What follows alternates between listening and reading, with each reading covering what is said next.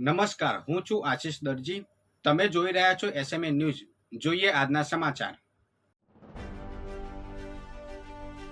દક્ષિણ ગુજરાતને મેઘરાજાએ ધમરોળ્યું. 7 ઇંચ ખાબકતા અડધું વાપી પાણીમાં. 47 રસ્તા વાહન વ્યવહાર માટે બંધ. રેલવે અંડરબ્રિજ બંધ થઈ જતા વિદ્યાર્થીઓ ફસાયા. રાજ્યમાં મેઘરાજાએ ધમાકેદાર બેટિંગ કર્યા બાદ 2 દિવસનો વિરામ લીધો હતો. જોકે ગઈકાલથી દક્ષિણ ગુજરાતમાં ધોધમાર વરસાદ પડી રહ્યો છે. વલસાડ જિલ્લામાં રાત્રે 12 વાગ્યાથી સવારે 6 વાગ્યા સુધીમાં 7 ઇંચથી વધુ વરસાદ ખાબકતા જનજીવન અસ્તવ્યસ્ત થઈ ગયું છે. હવામાન વિભાગ દ્વારા આગામી 4 દિવસ દક્ષિણ ગુજરાતના અને સૌરાષ્ટ્રના કેટલાક જિલ્લાઓમાં મધ્યમથી ભારે વરસાદની આગાહી કરવામાં આવી છે. ગુજરાતમાં સરેરાશ 60% કરતાં વધુ સરેરાશ વરસાદ વરસી ચૂક્યો છે. દક્ષિણ ગુજરાત સૌરાષ્ટ્રમાં ભારે વરસાદની આગાહી વચ્ચે આજે સવારે 6 વાગ્યાથી 12 વાગ્યા સુધીમાં રાજ્યમાં 139થી વધુ તાલુકાઓમાં વરસાદ નોંધાયો છે. ગીર ગઢડામાં ધોળા દિવસે સાવજે ત્રાડ પાડી 2 પશુને ફાડી ખાધા. સ્થાનિકોએ લાઈવ મારણની મિજબાની નિહાળી.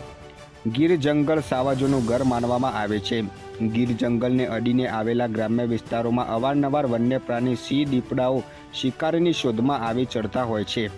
ત્યારે આવી જ એક ઘટના જંગલની બોર્ડરને અડીને આવેલા ગીર ગઢડાના ફરેડા ગામમાં બની હતી. રસ્તા વચ્ચે ડાલા મથ્થાએ પશુનું મારણ કરી મિજબાની માણી હતી.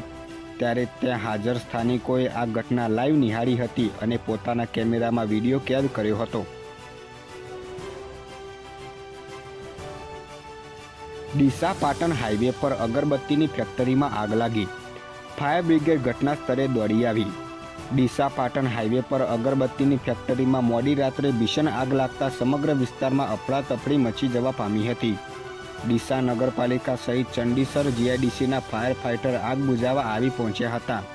જોકે 2 કલાકની બાદ પણ આગ કાબૂમાં આવી ન હતી.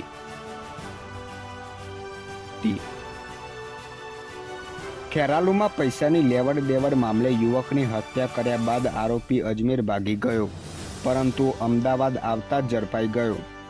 મહેસાણા જિલ્લાના ખેરાલુ શહેરમાં 3 દિવસ અગાઉ બારોટવાસમાં રહેતા 50 વર્ષીય ગૌતમ બારોટ નામના વ્યક્તિની પૈસાની લેવડ દેવડ મામલે ખેરાલુના જ એક ઈસમે છરીના ઘા ઝીકી હત્યા કરી હોવાની ઘટના સામે આવતા સમગ્ર પંથકમાં ચકચાર મચી હતી. ખેરાલુમાં હત્યાના દિવસથી જ પોલીસ આરોપીને ઝડપવા ચક્રો ગતિમાન કર્યા હતા, જેમાં આરોપી ફિરોજ ખાન હત્યા કર્યા બાદ અજમેર ફરાર થઈ ગયો હોવાનું સામે આવ્યું હતું.